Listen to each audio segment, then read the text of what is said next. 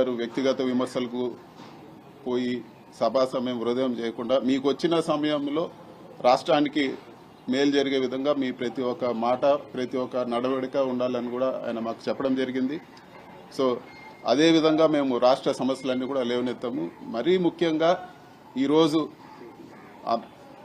పెద్ద నష్టం మనకి ఏదన్నా ఈరోజు రాష్ట్రానికి జరుగుతూ ఉందంటే ఏపీ రీఆర్గనైజేషన్ యాక్ట్లో పోలవరం ప్రాజెక్టు పూర్తిగా నిర్మించిస్తామని చెప్పి మాట ఇవ్వడం జరిగింది. సో ఈరోజు ఎవరు అడగకపోయినా కూడా 41.15 అంటే 194 టీఎంసీలు ఉండాల్సిన పోలవరం ప్రాజెక్టు కెపాసిటీని 115 టీఎంసీలకే కుదిస్తూ బడ్జెట్లో కూడా పెట్టడం జరిగింది. సో మేము దీనిపైన ఖచ్చితంగా మేము ఫైనాన్స్ మినిస్టర్ గారిని బడ్జెట్లో గట్టిగా అడగడం జరిగింది. అసలు మీరు ఎవరిని అడిగి ఈ నిర్ణయం తీసుకున్నారు అంటే మీరు కెపాసిటీ తగ్గిలేదంటే మీరు స్టేట్కి ఇచ్చే డబ్బులు తగ్గించినట్ట అని. ఖచ్చితంగా వాళ్ళు మేము ఇవ్వబోయే డబ్బులు ఈ సంవత్సరం ఒక 5,000 చిల్లర, వచ్చే సంవత్సరం ఒక 5,000 చిల్లర కోట్లు, మొత్తం 30,000 కోట్లతో ముగిస్తామని చెప్తాను. దాదాపు 60,000 కోట్లు ఖర్చు అవుతుంది. అంటే ఈ 30,000 కోట్లు గ్రాంట్ ఏదైతే ఉందో అప్పులు తీసుకునే పరిస్థితి కాదు, మనకు గ్రాంట్ రూపంలో ఏదైతే రావాల్సి ఉందో రాష్ట్రానికి రావాల్సి ఉందో మన హక్కుగా విభజన చట్టంలో ఏదైతే ఉందో అది నష్టమే కదా అని చెప్పి కూడా మేము అడుగుతా ఉన్నాము. అదే మేము ఈరోజు పార్లమెంట్లో గట్టిగా అడుగుతాము. మీరు దీనిపైన జవాబు చెప్పాలి, ప్రజలకు క్లారిటీ ఇవ్వాలి.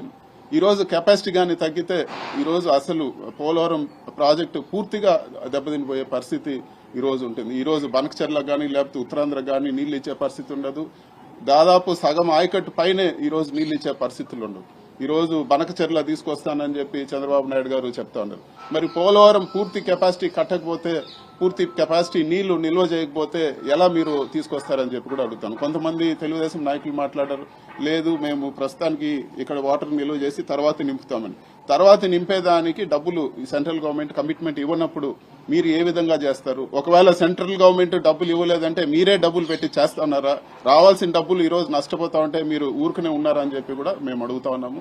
మేము ఇవే పార్లమెంట్లో మాట్లాడాము, ఎక్కడ కూడా వ్యక్తిగత దూషణలకు తావలేదు.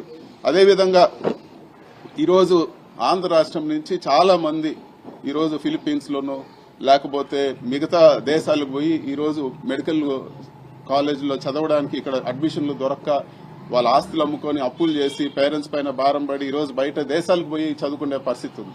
చాలా మంది కూడా సెకండ్ టర్మ్ అని ఇలా సెకండ్ అటెంప్ట్ థర్డ్ అటెంప్ట్ అని చాలా వాళ్ళు మనోవేదనకు గురై చాలా మంది ఉన్నారు.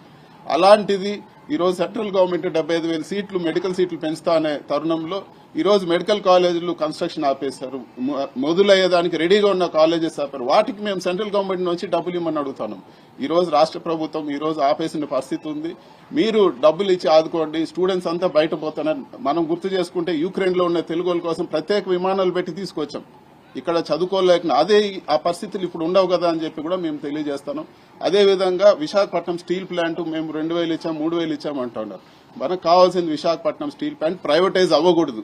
దానిపైన ఖచ్చితంగా మీరు మాట్లాడండి అని చెప్పి కూడా మేము ఈరోజు సెంట్రల్ గవర్నమెంట్ నిలదీసి మేము అడగడం జరిగింది. మీరు మైన్స్ ఇవ్వాలని చెప్పి కూడా మేము డిమాండ్ చేస్తా ఉన్నాము. అదేవిధంగా ఈరోజు రాష్ట్రంలో ఇంపార్టెంట్ విషయాలన్నీ కూడా మేము మా విభజన చట్ట హామీలన్నీ కూడా మీరు నెరవేర్చాలని అడిగాం. స్టీల్ ప్లాంట్ గురించి కూడా మేము మాట్లాడడం జరిగింది. ఇవన్నీ కూడా మాట్లాడాం. ఇవన్నీ మేము మాట్లాడుతూ ఉంటే దాదాపు ఇప్పుడు 16 మంది తెలుగుదేశం ఎంపీలు ఉన్నారు. వాళ్ళు మమ్మల్ని వ్యక్తిగతంగా మేము ఇవి మాట్లాడిన దానికి మమ్మల్ని తిట్టి మా పైన వ్యక్తిగతంగా మాట్లాడటం తప్పితే ఏ ఒక్క సమస్య అన్నా వాళ్ళు గట్టిగా నిలదీశారని చెప్పి కూడా నేను అడుగుతున్నాను. మీరు మమ్మల్ని తిట్టాలంటే ప్రజల డబ్బులతో ఫ్లైట్లు వచ్చి ప్రజల డబ్బులతో ఈరోజు జీతాలు మేము తీసుకొని ప్రజల డబ్బులతో మేము ఇక్కడ ఫ్రీగా ఇళ్లలో ఉండి ఇక్కడికి వచ్చి ఒకరినొకరు తిట్టుకుంటే వేస్ట్ కదా అని చెప్పి కూడా మేము మాట్లాడుతున్నాం.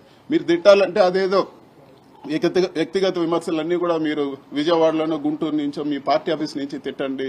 ఇక్కడ ఢిల్లీకి వచ్చినప్పుడు రాష్ట్ర ప్రజల కోసం కలిసి పనిచేస్తాం. పార్లమెంట్ సాక్షిగా మేము చెప్పడం జరిగింది. పోలవరం గురించి మీరు మేము వెనకాల వచ్చేదాన్ని కూడా సిద్ధము. పోలవరం రాష్ట్రానికి సంబంధించిన రాజకీయాలు పక్కన పెట్టి మీతో వస్తామని చెప్పి కూడా పార్లమెంట్లోనే నేనే మాట్లాడడం జరిగింది. మీతో వస్తాము, రాష్ట్రం నష్టపోకూడదు అని చెప్పి. మరి ఇంతగా ఉన్నప్పుడు అవన్నీ వదిలేసి వ్యక్తిగత విమర్శలు చేసే తప్పు కదా అని చెప్పి కూడా మేము అడుగుతున్నాం. 16 మంది ఎంపీలే కాదు ఈరోజు ప్రభుత్వమే మీ వల్ల నిలుస్తుందని చెప్తా ఉన్నారు. మళ్ళీ ఆ రిజల్ట్ ఆంధ్రాకు ఎక్కడ కనపడతా ఉంది?